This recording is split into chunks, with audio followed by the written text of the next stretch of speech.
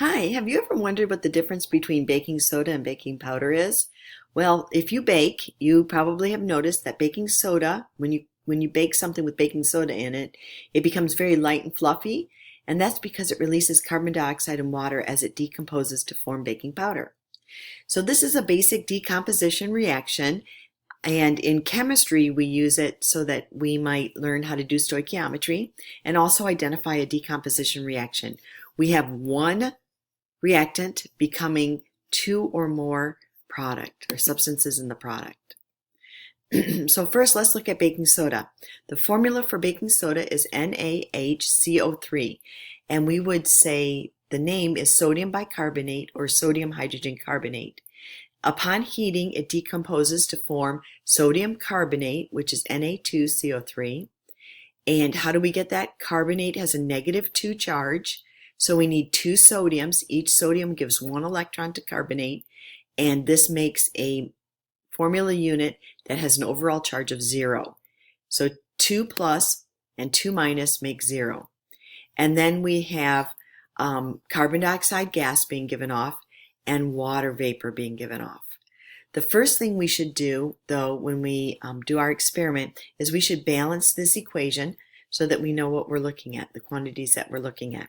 We see that sodium carbonate has two sodiums, so we need to put a 2 out front. And now we have 2 sodiums, 2 hydrogen, and 2 carbon, and 6 oxygen. So let's see what we have on this side. 2 sodium, 2 sodium, 2 hydrogen, 2 hydrogen, 2 carbon, 1, 2 carbon, and 1, 2, 3, plus 3 is 6, and 2 times 3 is 6. So we have 6 oxygen here and 6 oxygen on this side. So it is a balanced equation. Now let's start the experiment. First, we want to weigh our evaporating dish, and we find that it weighs 70.02 grams. And then we zero it and add our baking soda, and it comes to 4.92 grams. We heat it up on a hot plate for 20 minutes, and then we allow it to cool. Now notice, we're allowing it to cool on a wire gauze, because if you put a hot porcelain straight on the lab table is cold, it may crack the porcelain, and then your substance is all over the table. So we let it cool on a wire gauze. And we also want to let it cool because if you put something hot on the hot plate, hot air rises, and you put it on the balance, it's going to weigh less than it should. There is a noticeable change, so you want to record your qualitative observations. Notice that the baking soda is very grainy and fine, and then the baking powder is more powdery. That might be where it got its name. Record the mass after the heating. So after the heating, the evaporating dish with the baking powder is 72.59. How do we get the substance alone? Well, we take the final mass and subtract out the mass of the evaporating dish. Now this next question is for my students who are doing this as their lab write-up or make-up because they weren't in lab. Question number 2. What should you do if you forgot to record the original mass of the evaporating dish? Now I did give you a hint, but it might not help you as much as you think it might. My hint is, do any 2 evaporating dishes have exactly the same mass? And the answer is no. So you can't just grab another evaporating dish and weigh it. Come up with a way that you could fix your problem if at the end of the experiment you find that you forgot to record the mass of the evaporating dish clean and dry. But we didn't forget to record it, so we're going to subtract it out. So 72.59 minus 70.02 is 2.57. So the mass of the baking soda before heating was 4.92 grams. The mass of the baking powder, which was after the heating, is 2.57 grams.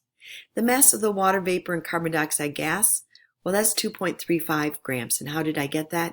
I just subtracted the 2.57 from the 4.92. This is not actually going to be needed this time, but you never know, so it's good to calculate it. Now let's look at the analysis. We write down our equation, and I always write the masses right underneath so that I know what I'm dealing with. I need to get from sodium bicarbonate to sodium carbonate. Well, from the balanced equation, I see that I have, for every 2 moles of sodium bicarbonate, I have 1 mole of sodium carbonate.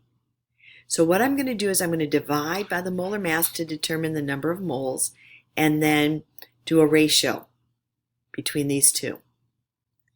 To find out how much we should have gotten, start with the 4.92, because that's what we started with, divided by 84 grams. Now, how did I get 84 grams?